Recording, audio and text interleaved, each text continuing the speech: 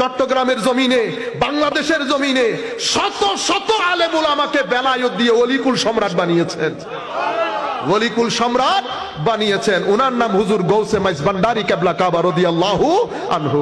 বড় বড় আলেম, অনেকে অনেক কথা বলতো, যারাই ভিতরে ঢুকেছে কেউ বের হইতে পারে না, জালের মধ্যে আটকে গেছে, জালের মধ্যে আটকে গেছে। কারণ আল্লাহর ওলিদেরকে বাইরে থেকে দেখতে মনে হয় এরা আলেম না। হুজুর গৌসে মাইজ ভান্ডারী কিন্তু অনেক বড় আলেম ছিলেন, এটা আপনারা জানেন, জানেন তো? বাংলাদেশে পড়েছেন না ক্যালকাটাতে? ক্যালকাটার অনেক বড় আলেমে দ্বীন, অনেক বড় আলেমে আবু সালেহ লাহোরীর খলিফা হুজুর গৌসে মাইজ ভান্ডারী কেবলা কাবা।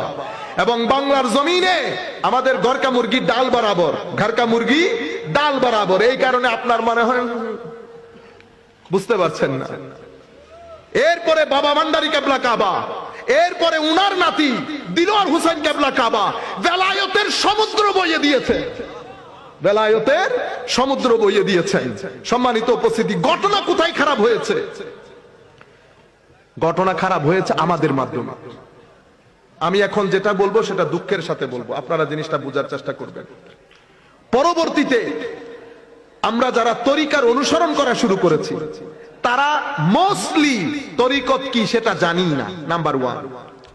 দ্বিতীয়ত, আমরা যারা কিছু কিছু জানি তারা মানি না, না জানা না মানা, এটার মাধ্যমে আমরা আস্তে আস্তে তরিকতের মধ্যে রসম রেওয়াজ নিয়ে এসেছি।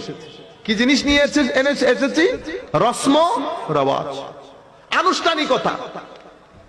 আনুষ্ঠানিক করে আমরা পৃথিবীকে মেসেজ দিয়েছি মাইজ ভান্ডার মানি হচ্ছে ওরস। আপনারা বুঝতে পেরেছেন? ওরস কিভাবে? উর্স এভাবে। কিন্তু আসলে কি সবাই এভাবে করে? সবাই এভাবে করে না।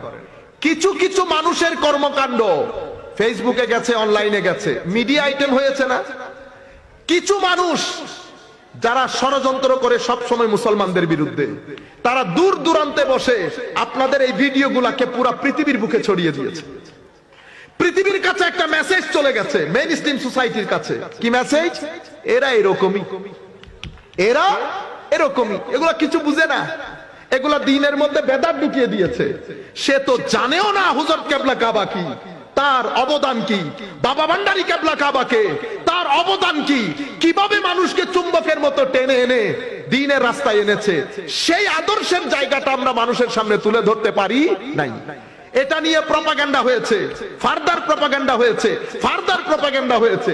প্রপাগান্ডা হতে হতে হতে 30-40 বছর যাওয়ার আগে তরিকতের বিরুদ্ধে নেগেটিভ একটা ইমেজ মানুষের সামনে দাঁড়িয়ে গেছে। মানুষ জানেই না যে যখন হাদিসের কিতাব এখনো লেখা শুরু হয় নাই তখন তরিকতের কিতাব লেখা শুরু হয়ে গেছে। এটা কি মানুষ জানে? বুঝতে পেরেছেন? হযরতে গৌসুল আজম আব্দুল কাদের আল জিলানী, আমি জাস্ট একটু করে বলে যাই, বুঝতে পারবেন। ওনার পীর শেখ মুখাররিমি, ওনার পীর, এরপরে ওনার পীর আবু বকর শিবলি। উনি কার খলিফা?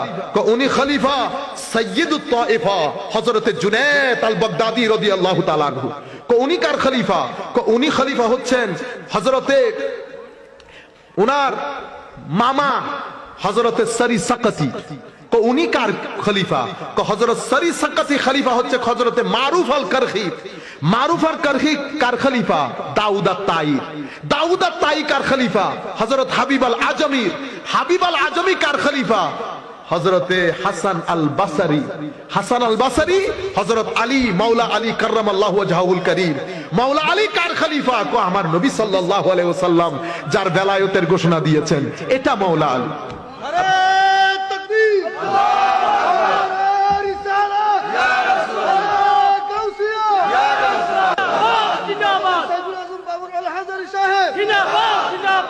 এভাবে এটা হচ্ছে ফেস সনদ, এভাবে এসেছে জিনিসগুলা।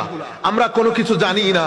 সেই তারিখ থেকে আপনি যদি 1200 বছরে তরিকত এবং তাসাউফের 1200 বছরে উম্মতে মুসলিমার হেন কোনো আলেম নাই, এই পক্ষের হোক ওই পক্ষের হোক, হেন কোনো আলেম নাই যারা আল্লাহর ওলির বিরুদ্ধে কথা বলেছে, যারা সুফিদের বিরুদ্ধে কথা বলেছে, যারা সুফিদের বিরুদ্ধে কিতাব লিখেছে।